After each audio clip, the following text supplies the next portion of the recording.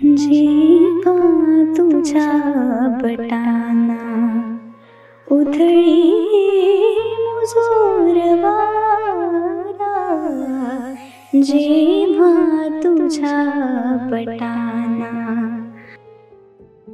Third स्टँडर्डमध्ये माझे वडील expire झाले आणि मग त्यानुसार आईने असं ठरवलं की गर्ल्स स्कूलमधनं एज्युकेशन हिचं झालं पाहिजे. सिंगल पॅरेंट असते ना आई, तेव्हा तिच्यावर आईची आणि बाबांची दोघांचीही जबाबदारी असते. मला कधीच आठवत नाही माझी मैत्रीण झालेली की अगदी तू माझी मैत्रीण आहे, तू मला सगळं सांग वगैरे. नाही, मी माझ्या आईला अजूनही घाबरते. जेव्हा माझा जन्म झाला तेव्हा माझ्याला सिव्हिअर अर्थरायटिस होता. जी काही आहे ती आज आमच्यासाठी आहे आणि याची पूर्ण कदर, याची पूर्ण कल्पना आम्हाला आहे. तर तिच्या प्रत्येक आजारांवर, संकटांवर मात करून फक्त तिच्या 2 मुलींसाठी आज उभी असते. तिच्या आयुष्यात तिची प्रायोरिटी पूर्ण जॉबलाच दिली. आम्हाला दोघींनाही शिकवण्याच्या मागे ती तिचे छंद जोपासू शकली नाही, म्हणजे आम्हाला तिने एवढं सक्सेसफुल करिअर दिलं आहे. So all credit goes to आई.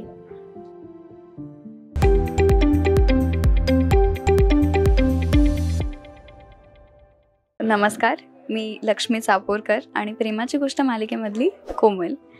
मी लक्ष्मीबद्दल सध्या आपण बोलूया. मी मूळची यवतमाळची. माझा जन्म यवतमाळला झाला. आई वडील अमरावतीचे होते, पण माझ्या आईच्या जॉबमुळे मग आई आणि वडील दोघं पण यवतमाळला स्थायिक झाले आणि माझा जन्म यवतमाळात झाला. पुढे मी एज्युकेशन पण 5वी ते 10वी यवतमाळला मराठी मीडियममधनंच केलं आहे. त्यानंतर मी थर्ड स्टँडर्डमध्ये माझे वडील एक्सपायर झाले आणि मग त्यानुसार आईने असं ठरवलं की गर्ल्स स्कूलमधनं एज्युकेशन हिचं झालं पाहिजे. आणि यवतमाळ अगदी छोटं गाव आहे, तर बऱ्याच रिस्ट्रिक्शन्स होते.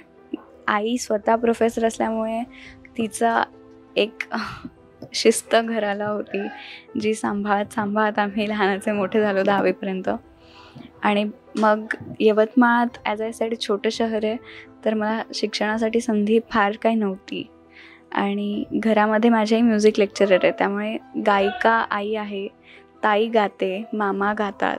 माझा मामा तबला आर्टिस्ट आहे मुंबईमध्येच, किशोर पांडे. तर सगळं अगदी क्लासिकल बॅकग्राऊंड होतं. मी 9 वर्ष कथ्थक शिकले आणि या सगळ्यामध्ये मग असं झालं की गातात घरचे सगळेच, मग काहीतरी वेगळं करूया. माझ्या बाबांचं ड्रॉइंग खूप छान होतं आणि मग मी माझ्या 10वीमध्ये शोध घेतला की मला ड्रॉइंगमध्ये काही करता येईल का. म्हणून मी फॅशन डिझाईनमध्ये एंट्रन्स प्रिपरेशनसाठी पुण्याला यायचा निर्णय घेतला. आणि मग 11वीत पुण्याला आल्यावर ग्रॅज्युएशनच्या ॲडमिशनसाठी म्हणून माझ्याजवळ वेळ होता 11वी-12वीचा. मग मी 11th 12th आर्ट्स सायकोलॉजी, मराठीमधनं माझं शिकायचा हट्ट होता, मानसशास्त्र. सो मी मराठीमधनं 11th 12th आर्ट्स सायकोलॉजी शिकले. त्यानंतर माझं स्कूल ऑफ फॅशन टेक्नॉलॉजीमधनं ग्रॅज्युएशन झालं. मला फॅशन डिझायनिंग करायचं होतं, पण मग कॉलेजनेच आयडेंटिफाय केलं की माझं इंट्रिकेट वर्क छान आहे, म्हणून मग त्यांनीच मला ज्वेलरी डिझायनिंगमध्ये स्कोप म्हणजे क्रिएट करून दिला. मग मी ज्वेलरी डिझायनिंगमध्ये आल्यावर स्टडीजमध्ये अजून जसं आवड निर्माण झाली. मग मी जेम आयडेंटिफिकेशन केलं फ्रॉम जेमॉलॉजी इन्स्टिट्यूट ऑफ अमेरिका. असं करत थ्रू आउट एज्युकेशन माझं नाव आहे मग ज्वेलरी डिझायनर बाय प्रोफेशन. त्यासोबतच लाईट वोकल आणि क्लासिकल मी गाते, कथ्थक करते, लिहिते. मला सख्खी मोठी बहीण आहे संपदा चापोरकर. तिचं लग्न झालं आहे. स्वतः ती संपदा अजिंक्य मुंजे म्हणून आहे. नाही, ती पनवेलला सध्या जियाजींच्या जॉबमुळे ते पनवेलला शिफ्ट झाले, पण ते पण अमरावतीचेच आहे. तर मी 11वी-12वीत जेव्हा पुण्यात आले तेव्हा माझा कथ्थक अगदीच बंद झाला होता, कारण 10वीपर्यंत मी यवतमाळात कथ्थक करायचे. पण मग पुण्यात असं झालं की घराणं बदलेल किंवा काही ठिकाणी ज्या गुरूंचे नाव आहेत त्यांचे शिष्य शिकवतात असं काही नाही आहे, म्हणजे अगदी शागिर्दांच्या हातात क्लास असतो असं नसतं. सो मला असं झालं की मी आता क्लास कुठे करू, मग मला हवा तसा रियाज करता येईल की नाही येईल, म्हणून मग माझं ते सगळं सुटत होतं. मग मी त्या ड्युरेशनमध्ये फक्त नायिका हा जो भाग आहे कथ्थकमधला त्यावर मेन फोकस केलं. सगळ्या प्रकारच्या नायिका, माझी मावशी कथ्थकचा सिलेबस लिहिते ऑल ओव्हर इंडियासाठी. सो मी तिच्याकडनं नायिका लिहून घेतल्या आणि खंडिता नायिका, मग तिचा भाव, मग ती कशी प्रियकराची वाट बघते, कुठे थांबते, काय करते दिवसभर, कशी तिच्या मनाची घालमेल होते. तो प्रियकर जेव्हा तिच्या घराच्या समोरून तिला न भेटता दुसरीकडे निघून जातो, त्या विरहाची भावना ती कशी येईल याचा मी आरशासमोर बसून स्वतंत्र अभ्यास करत राहिली आणि स्वतंत्र खेळायची. म्हणजे मी अक्षरशः नायिका मी खेळली आहे, अगदी घर घर खेळतात तसं. मग त्यानंतर मी पुण्याला माझ्या 4 इयर्सच्या ग्रॅज्युएशन नंतर शुभांगी दामलेंना जाऊन भेटले. तर त्यांनी मला सुचवलं की डॉक्टर अनिरुद्ध कुटवडांचं वर्कशॉप आम्ही इथे घेतो MCC थ्रू, तिथे तू इंटरव्ह्यू देऊन बघ, जर वर्कशॉपला सिलेक्शन झालं तर मग तुला अभिनय हा भाग शिकता येईल. मग तिथे गेल्यावरही मला नवरस माहिती होते, कारण मला ॲज अ डान्सर माझा नाट्यशास्त्राचा स्टडी थोडा होता. असं खरंच मला कुठेतरी असं रिलेट झाल्यासारखं झालं की नाही, आपण या गोष्टीशी खूप जुळलो गेलो आहे. मग मी आईला एक दिवस अचानक फोन करून म्हटलं, आई मला अभिनय करायची खूप इच्छा आहे आणि मला असं वाटतं की आपलं खूप चांगलं रिलेशन आहे नाटकाशी किंवा या सगळ्याशी. तर मला माझ्या त्या दिवशी आईने सांगितलं की तुझ्या बाबांची आजी, बक्षी आडनाव होतं त्यांचं, त्या बालगंधर्वांच्या काळात त्यांच्यासोबत नाटकं करायच्या. आणि मग मला असं झालं की हे तर माझ्या ब्लडमध्ये आहे, मग मी करायलाच पाहिजे. आणि मग असं करत करत MCC थ्रू मी एका नाटकाला जॉईन होणार तेवढ्यात मला मुंबईला टिपक्यांची रांगोळी म्हणून सिरियलमध्ये बोलवलं. तिथे मला मैत्रिणीचा रोल होता, अगदी छोटा रोल होता.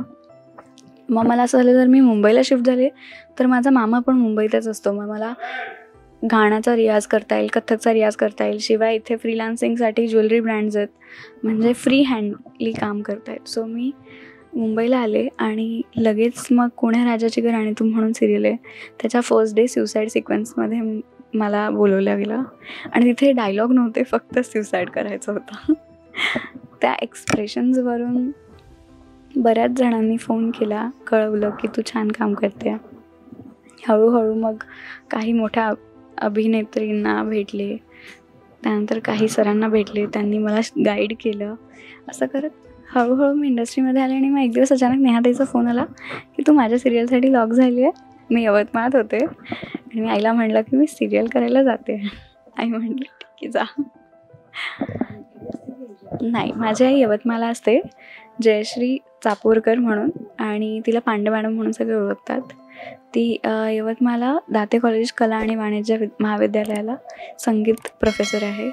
खरं सांगायचं तर मी पोटातून शिकून आली आहे. मी बाहेर गाणं फारसं शिकले नाही, पण घरातच इतकं ऐकलं की क्लासिकलची बऱ्यापैकी समज होती. मग मी म्हटलं लाईट वोकलसाठी आपण प्रयत्न करूया. मग मी गझल गायले.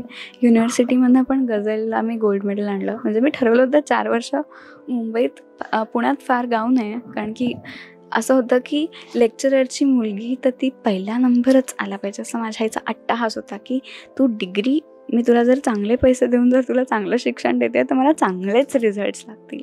आणि जेव्हा मला असं वाटतं, जेव्हा सिंगल पॅरेंट असते ना आई, तेव्हा तिच्यावर आईची आणि बाबांची दोघांचीही जबाबदारी असते. मला कधीच आठवत नाही माझी मैत्रीण झालेली की अगदी तू माझी मैत्रीण आहे, तू मला सगळं सांग वगैरे.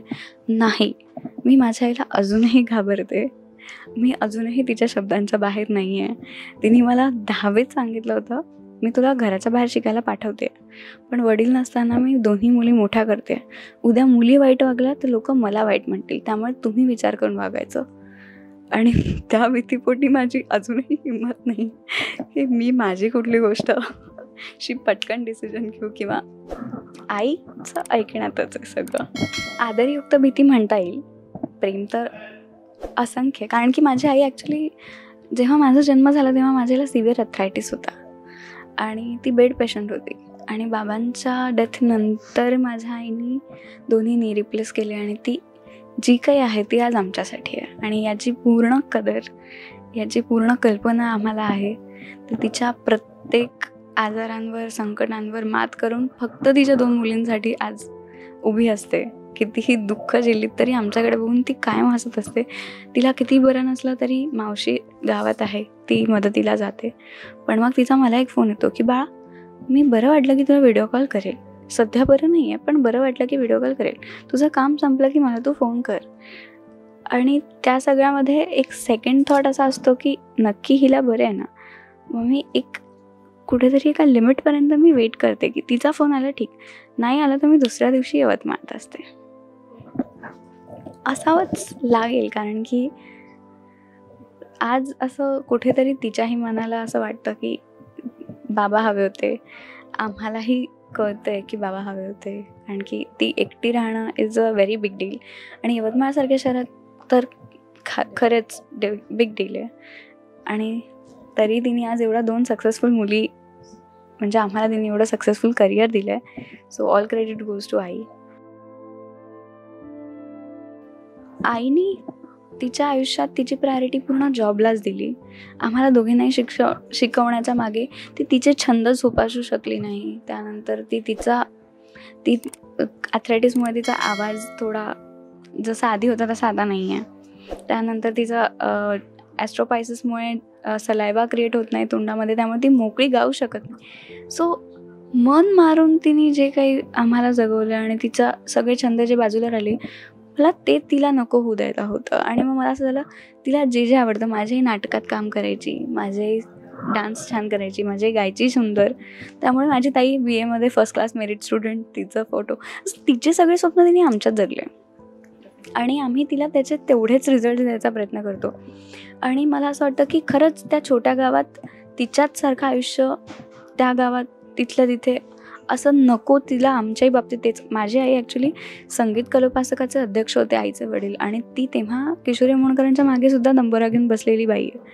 तर असं होतं की ते करिअर तिच्या हातात होतं, पण मग लग्न, संसार, मग बाबांचं जाणं, या सगळ्यामुळे कुठेतरी ते सगळं मागे राहिलं. आज तिची मुलगी अशा ठिकाणी आहे की उद्या 2 वर्षात माझ्या आईचं रिटायरमेंट झाल्यावर माझी खूप इच्छा आहे की तिने माझ्यासोबत मुंबईत यावं, जे की मी तिला आणणारच आहे जबरदस्ती. आणि मी PhD करताना माझ्यासोबत तिला नव्याने अभ्यासाला बसवावं, कारण तिला अभ्यासाची आवड तेव्हाही खूप होती, आताही खूप आहे. आम्ही संस्कृतचा अभ्यास करतो, ती अजूनही मेघदूत वगैरे सगळं वाचते. काय तिचं, माझ्या आईचं वय 66 आहे, 66-67. हां, अगदीच. शिक्षणाची आवड तिला होती, आहे आणि कायम राहील. सेम ॲज लाईक मी. मला पण खूप आवडतं नवीन काहीतरी शिकायला. म्हणजे मी जर माझा सब्जेक्ट नसेल तरी जर मला शिक्षक आवडला तर मी त्याच्या वर्गात जाऊन बसणारी विद्यार्थिनी आहे. डझंट मॅटर की तो विषय माझा आहे किंवा नाही आहे. तर मी असंच अकाउंट्सच्या माझ्या एका मैत्रिणीच्या वर्गात जाऊन बसले होते, कारण मला त्या शिक्षकांचं शिकवणं आवडलं होतं. सो असं आहे. ओके, मी आता आईचंच आवडतं गाणं गाऊ असा प्रयत्न करते. जेव्हा तुझ्या बटाना उधळी मुजोर वारा, जेव्हा तुझ्या बटाना माझा अन राहतो मी, माझा अन राहतो मी, उडवून हा किनारा, जेव्हा तुझ्या बटाना. आभाळ भाळ होती बटा ही पक्षी ओढून, जीव घेते पदरावरील नक्षी, लाटास अंतरीच्या नाही मुळी निवारा, जेव्हा तुझ्या बटाना उधळी मुजोर वारा, जेव्हा तुझ्या बटाना. थँक्यू. Thank you so much. हो, मला पण खूप छान वाटलं तुमच्याशी गप्पा मारून. लवकरच भेटूया. आणि तुम्ही पाहायला विसरू नका प्रेमाची गोष्ट.